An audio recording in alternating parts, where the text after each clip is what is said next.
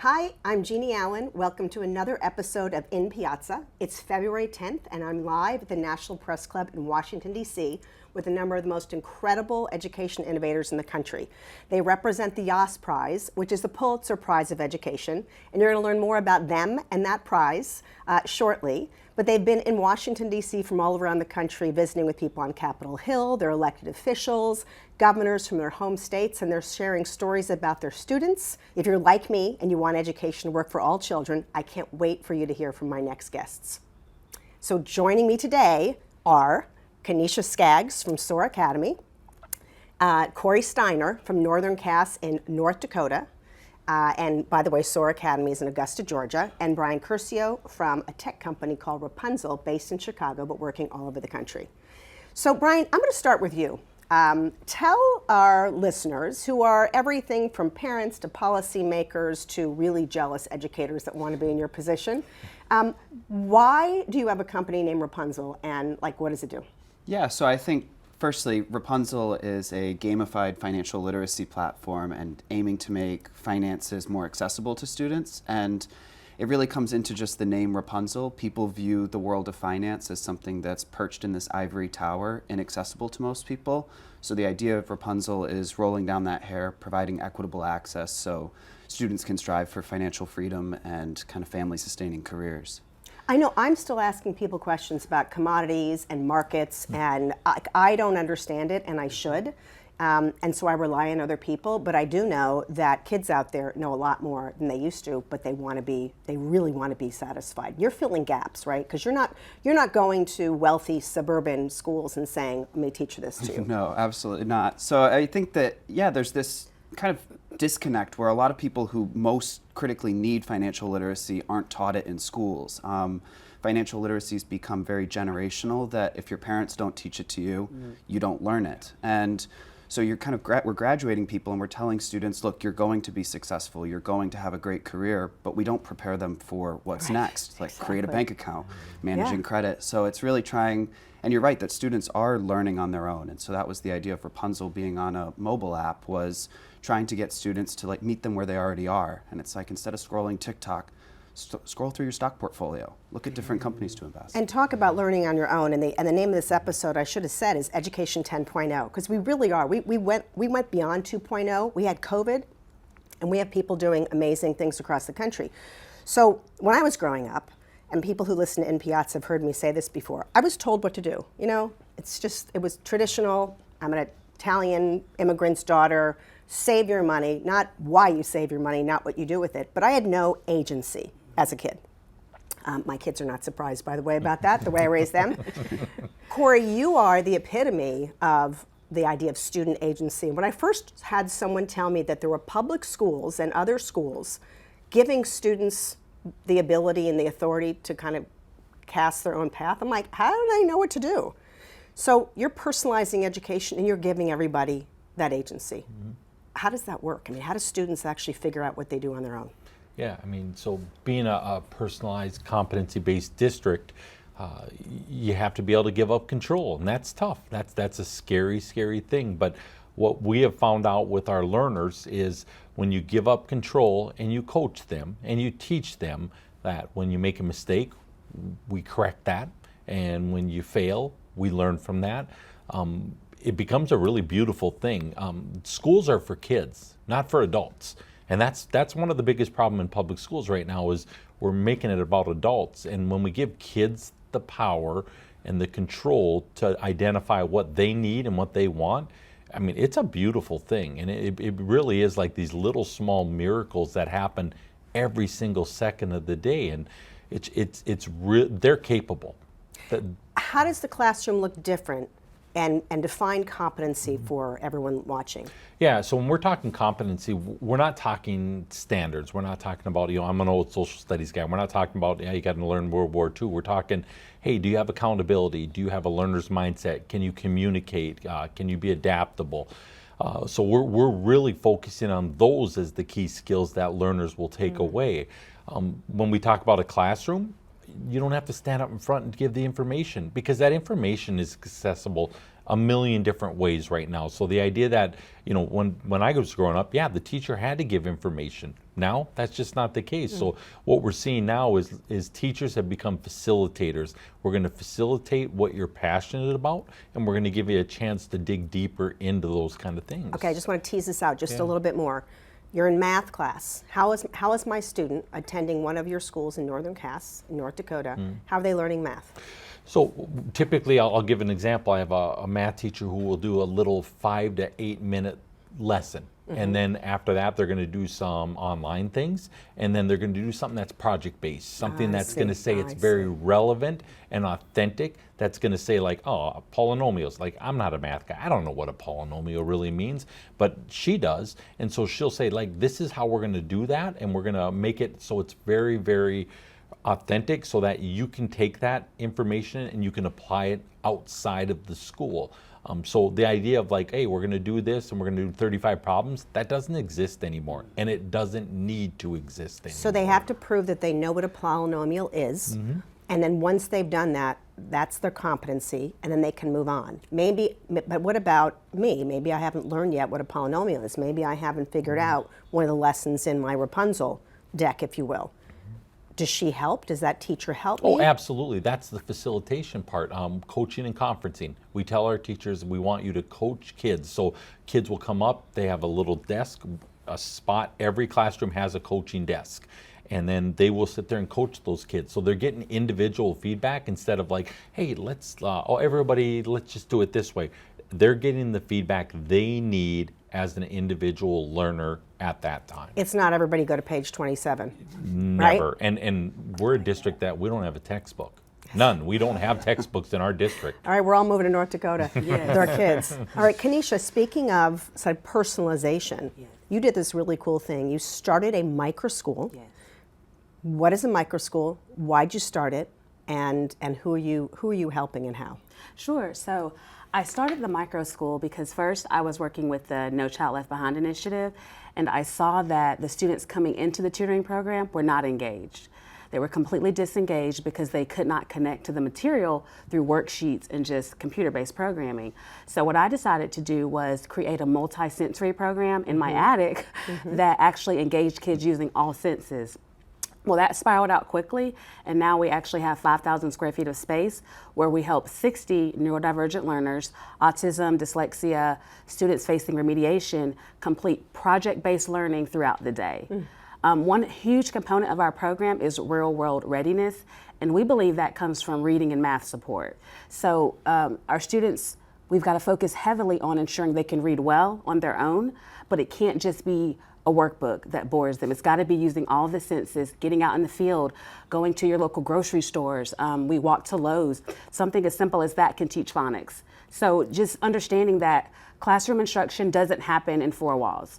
Our schools don't have any desks. Our kids have pillows, we have floor seating, spiral chairs. Everything is super non-traditional. Our slogan is not your typical school. Our students receive therapy one-on-one if they need it each week. We have a dyslexia learning lab, a STEM lab that's open 24/7, so students are able to engage in their interests. And their self-esteem is now soaring because they have that small group support that they need to be successful. So how do you measure success? How does we met with your governor yesterday from Georgia. Yes. How do you tell him that you're succeeding and you want the ability to do more of that? So success for us is not a standardized test. For us, success is our students being able to all read at an 8th grade level at a minimum before they graduate. Success for us is students having real-world math knowledge. We believe that the measure of success should be those two standards only, combined with critical thinking. So at our school, our students are mastering phonetic skills each week. Can they spell it? Can they write it in a paragraph? For math, can you go into Kohl's and understand what 10% off means? Do you know if you buy a car that 25% interest is not as well as 3% interest? And so for us, we'd love to see just the standardized test model change to basic math, basic reading, and critical thinking. If you have those three areas, you can be successful. But will they get social studies? Will they get some exposure to? Do you stand up and talk about presidents and Black History Month and everything else so that they learn about their world? Yes, what's beautiful about our program is that each subject is intertwined into every class. So if you're in language arts this morning, you do your phonetics lesson, but they're also working on a Black History Month program, and we're visiting our capital next week. So they're creating a PowerPoint this morning So as we cool. speak. So all the subjects are intertwined every hour. It's a beautiful thing, and it works. I call it a homeschool method. My mom homeschooled me. She's not a college teacher, but her method worked. I taught myself, and what I needed to be successful was a basic 8th grade reading and math education. And that's what we want our kids to do, so then they can choose their own paths. Was that interesting for you, coming from your perspective, Brian, when you learned and met not just Kanisha and Corey, but the other members of the Yass Prize and Stop Awards community? And we'll make sure that's all linked in the script here and what you guys read, so people listening and watching can hear more about that. But like, was it weird for you to go like, oh, I'm a ed tech guy, and there's someone doing a micro school, and there's this rural community, and there'll be more people in the next episode? Tell me about your experience and your aha moment. I think that it really was like transformative, kind of meeting all of the semifinalists and quarterfinalists through the Yass Prize, and it was unbelievable to see that it's like you have a micro school versus a public school district, and both are looking at this idea of like personalized, almost thematic learning. And it really is how we learn as adults. It's like when you dive into thinking about like when cryptocurrencies, it's like there are math skills, but there's understanding what is this, there's the political ramifications. So I think that what was really cool is just seeing the breadth of solutions that are being used to kind of address student learning and meet students where they already are. And Did you know that existed? I honestly didn't even know micro schools existed when I walked into the Forbes Center, and then I was like, I need to learn about these. And it was like reading through, I was like, this is brilliant. So I think that was really eye-opening, and yeah, we just get stuck in our box sometimes where it's like, okay, we go to the public schools, we go to the charter schools, and I didn't have that exposure to kind of all the work. How are you educated? I went to private school and then private university. So it was kind of like, I always knew like my parents chose for me. They wanted me to go to a different school, and I was one of the kids that I studied math from a textbook and very traditional system. And for me, it was fine. For my younger brother, really struggled, didn't enjoy it. And so it was trying to figure out, like, we all learn differently. So it makes sense that there's different ways to educate successfully. And what opened your eyes to wanting to help initially Chicago's least advantaged kids?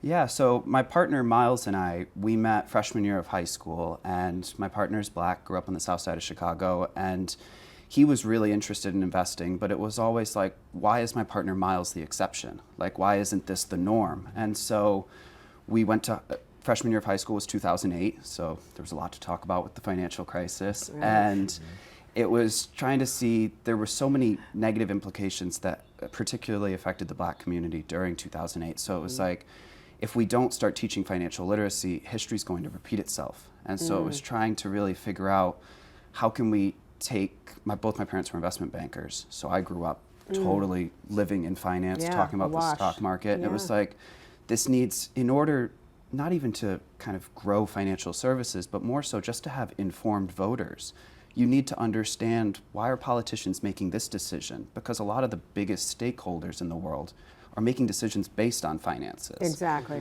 And it's like, so how can you read the newspaper without understanding what is the S&P 500? And trying to understand that side of things. Well, and now most states, or many states at least, I'm not sure how many, require financial literacy. Do you know the number? 27 are either mandating it or it's kind of in legislation right now. Yeah, it's part of the curriculum and stuff, so hopefully we can grow. So Corey, talk about when you walked into this crazy tapestry of organizations that have been accumulating to get together. First, why did you? Like, what did you need?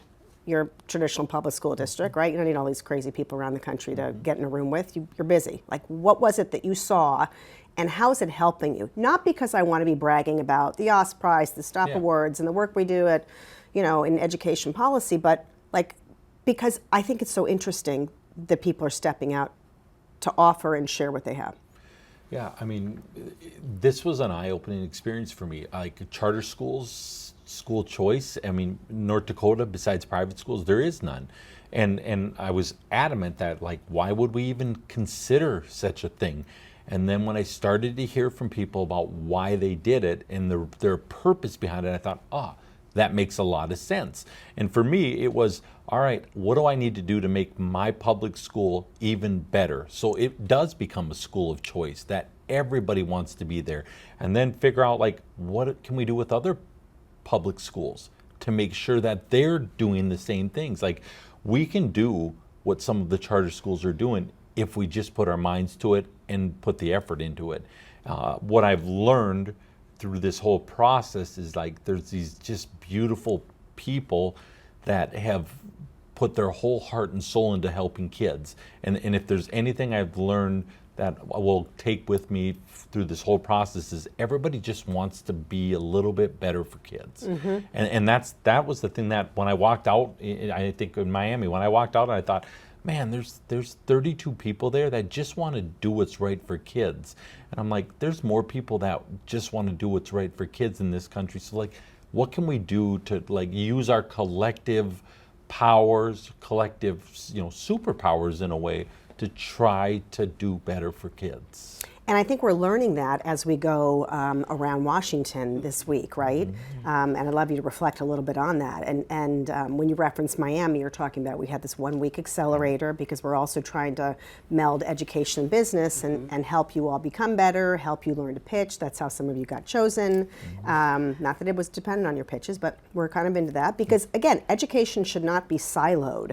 People tend to think there's education, there's economics, there's energy, there's foreign policy. Like, the only thing that actually is true through all sectors is we all have that education piece in common, or attempting to get it, right?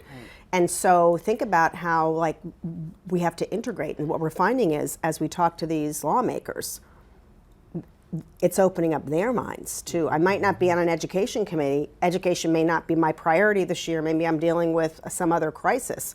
But you're opening their eyes to why they have to be thinking about it. Right. Have you seen that in some of your visits? And then what about with your colleagues? I have. I'll tell you, in Augusta, where I'm from, only 26% of students are reading at a third grade level and above. So what can we do to increase the number of students reading without having to, pull them all to public school? That's not realistic. But in Georgia, we have the Georgia Special Needs Scholarship. So if students could access that funding and it allowed parents to pay for tutoring or pay for a private school, we are reaching the masses at a lot, faster rate. And I think that sometimes when you think of our political leaders, they're open to it. They just don't know that it's out there. They don't know that there are hundreds of micro schools in Georgia. The Vela Fund, they introduced me to hundreds of people doing the same thing I'm doing. So imagine if each one of us could speak with our local representative in our city and they knew what we were doing. And every city in Georgia had a little micro school that helped these students that were behind. We can still bring about change. So sometimes it seems so broad, but it's you guys are showing us that we can narrow this down to help, multiple kids at once. So how do we solve for this problem, Corey, on the lack of understanding and knowledge? Like, how come maybe during COVID, again, people were like, oh my God, this is awful, it's happening in schools. But it feels like, are people starting to go back and be apathetic again about, like, what do we have to do to really elevate people's understanding? Yeah, I mean, educators, no matter public, private, charter, whatever, are under attack right now. I mean, people, during COVID, we were superheroes. And it was amazing. Like, people were like, they'd line the streets and say, thank you for what you did. And 2 years later now, it's like the evil. And it drives me crazy. And like, it hurts because nobody went into education for the money. There's not a person that said, I want to go make a lot of money, I'm going to go be a teacher. So honestly, what I think has to happen is they've got to get in our schools. The last time a lot of our legislators were in school was when they were in school. They need to see what's happening. They need to see the little miracles that happen. They need to see what a kindergartner is capable of and what a senior is capable of. They just don't understand what goes on in our schools. And I think, like, to me, that should be the one requirement for every legislator anywhere is get into our schools. Please come talk to our teachers and see what we're doing and see how amazing what we're doing every day. And in your message, and many of you also have been saying to people, which is, again, one of the reasons you're here, we need flexibility. Just let us do the work, right? It may not be the school that I would go to if I had that choice. But let me decide based on what you decide, right? Let me decide if I'm going to micro school. Let me decide about what's there. Do people think what you do is weird, given where you come from? Like, oh, I'm doing this app I'm getting to save education. Like, they think it's bizarre? Yeah, it definitely, I was kind of, I had this life plan by 9 years old. I'm like, I'm going to go to investment banking. And so it all kind of, Rapunzel started as almost a hobby senior year. It was like a passion project for my partner and I. And the day of my graduation, we got invited to pitch at TechCrunch in New York. And I was like, okay, this is a sign. So I skipped graduation and kind of rolled into this. And 5 years later, it was like, oh, wow, okay, this is what we're doing. But to echo Corey's point of just kind of this, what happened with COVID, I think, is there was this huge divergence where some people said, okay, I just want to return to normal. And then I think a lot of us were like, well, normal wasn't getting the job done. And it's like, so, and that's where I think the stop idea, like, it was like we did, in COVID, we had this opportunity. What's STOP stand for? Sustainable, transformational, outstanding, and permissionless. And I think that it is trying to figure out ways, like, we did stop and we kind of thought, like, wait a minute, like, we could be doing it this way. We could be thinking differently about how we're educating. And so you have one side that is kind of demonizing educators for wanting progress and wanting to change the status quo, which isn't working. Right. And so now it's trying to figure out, there's a lot of vested interests in the status quo that are kind of like, we like selling our textbooks. We don't like personalized thematic learning because that's not how we've built our business. And so I think that there's always going to be that tension with people who are kind of making progress. And they also don't know how money's spent or how policies are made. I think there's a lot of assumption. I used to say, God rest her soul, my mother was my Jane Q public, right? That's that expression for like, you're just every person on that street. And she'd say, I don't understand what you do. I don't understand. Like, you went to good public schools. Like, why do you keep criticizing schools? I'm like, I went to good public schools, but did you know 30% of my graduating class in a middle class public school in New Jersey actually didn't graduate with me? They were sent to technical schools before. Not that I have a problem with that, but they weren't given a choice. No one said to my friend, do you want to be a beautician? They just sent her because her scores weren't good. They were tracking. My mother's like, what do you mean they were tracking? I said, I was a good student. I was tracked into college prep. Yeah. That's right. They were tracked out of class. And I've talked to some of them since, and they didn't want to do that. And so there's this perception that you go to a good school in a good community, and then you go to Chicago public schools, and it's all about money. And now we have this Pennsylvania State Supreme Court, another case that says the reason schools are not doing well is you're not getting enough money, but yet enrollment's down and the money keeps going up. So let's close this with like helping people, at least we can't give them all the answers, but how do they get curious and learn what they need to know so they can be active and engaged in policy, in making good decisions about how to help others access schools? Let's start with Brian, go down the line. Yeah, I think I'm thinking back to when we had our accelerator in Miami, and there was that interesting presentation of like, look, you guys run a business. Running a school is a business, and your customers are the parents and the students. And so I think that idea of like, I'm sick and tired of kind of like, oh, we're going to throw more money at Chicago public schools. It's like, I remember in high school, we had every kid can code. 4 years later, we figured out 65% of schools don't have computers.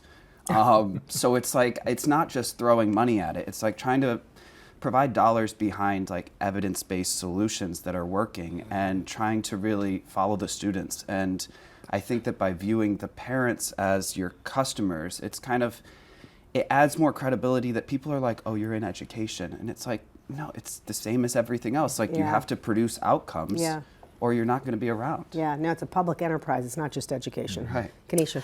I have to say that I love the Yass Prize website, because if you feel as though your child is not getting what they need, it's a great place to start to just browse the different types of programs. I mean, when we were in the accelerator, you've got Black Mothers Forum, Engage Detroit. These aren't schools, these aren't private schools, but they're still doing a lot in their community and they're empowering parents.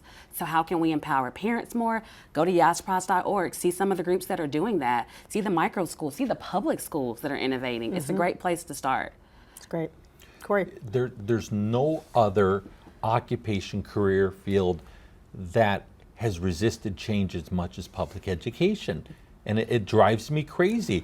Like we're okay doing the same thing we've done when I was in high school many, many years ago, and when my dad was in high school and my grandpa. That's not acceptable. It's just not acceptable. So either we start doing what's right for kids, we start looking at doing things different, or we lose a generation of kids. And I mean, we have to be prepared that we're going to lose a generation of kids, which means we lose a generation of leaders, which means this country takes a step back. Like, this is a life and death situation we are in this country right now, and we have to do better. And I'm a public school advocate. We have to do better in public schools, and we have to take and steal and borrow from our people that are doing amazing things in the charter schools and in our tech companies. Like, it has Everywhere. to change, everybody, or else we're in a significant, it's going to be a really significant problem in this country if we don't do it. I hope more and more people hear that, listen to it, repeat that, and learn about educators and innovators like the ones that are in front of me now. If you are listening on podcast in Piazza, do check out also the video, because you would love to see this show. And thank you for being with me in Piazza today, Brian, Kanisha, and Corey. Check us out. Do subscribe wherever you get your podcasts. And until the next episode, ci vediamo.